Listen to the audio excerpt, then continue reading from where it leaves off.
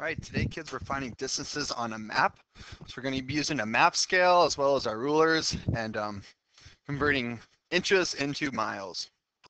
Okay. For example, this is what we're going to be working on. Excuse me.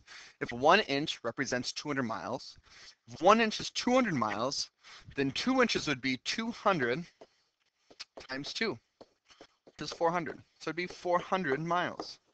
3 inches would represent 600 miles.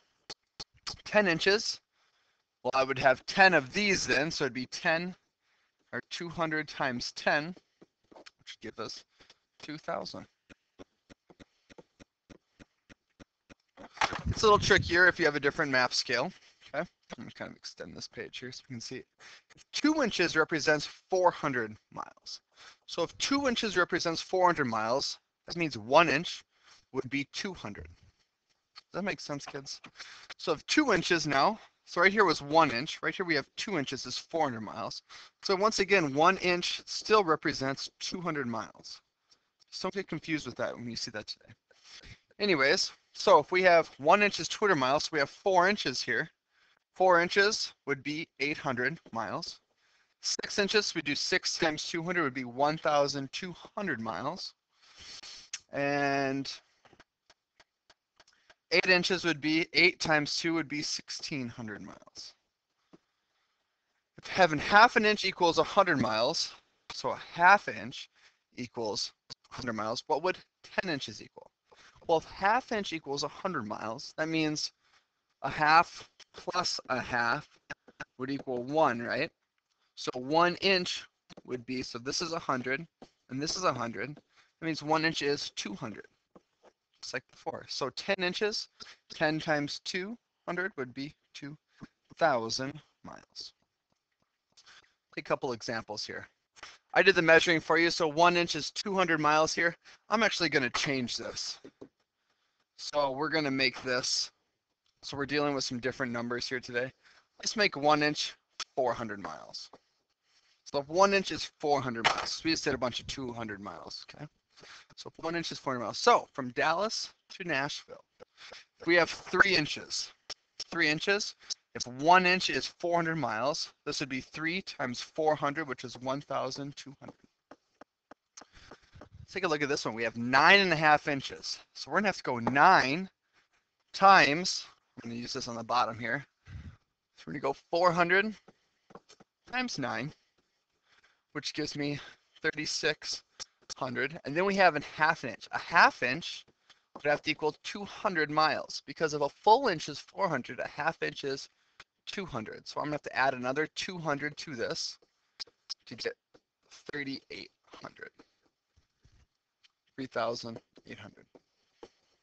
Go ahead and erase this down here because I'm going to need the scratch paper. We have 2 inches. That's easy. If 1 inch is 400, 2 inches would be 800.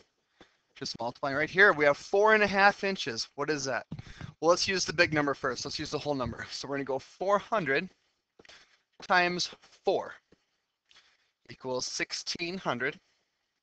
Then we have this half inch. Remember, half an inch is 200.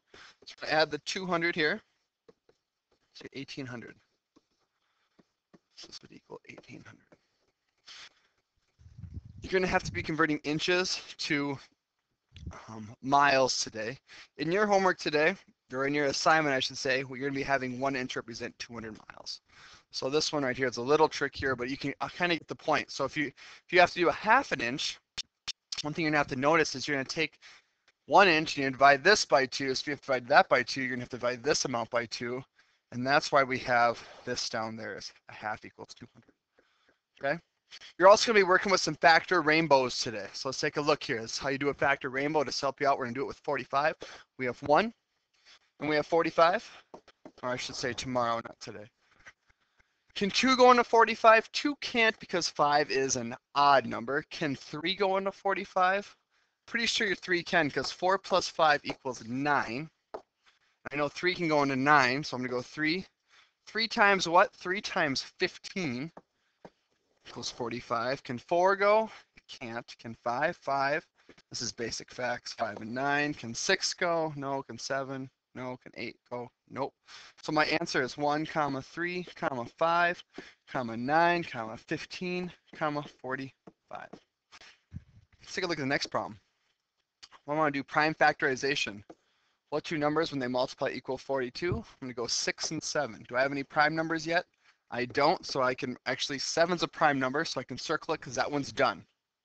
3, I'm going to break 3 apart to 3 and a 2. These are both prime.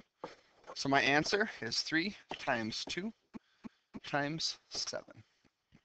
I'm going to do one more prime factorization because I know that's been kind of difficult for some kids. We'll start with 48. Okay. Let's break this apart.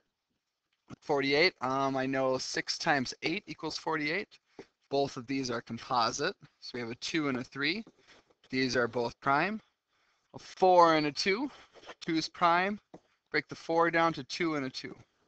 So my answer is 2 times 2 times 2 times 2 times 3. Some prime factorization gets a little longer as well.